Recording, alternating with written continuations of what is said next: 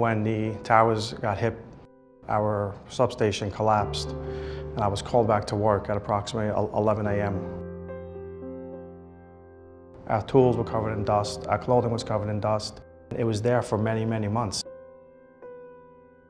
I started having difficulty breathing. I had a horrible cough.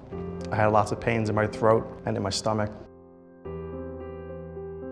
It was very trying for us as we were paying for all these different medications.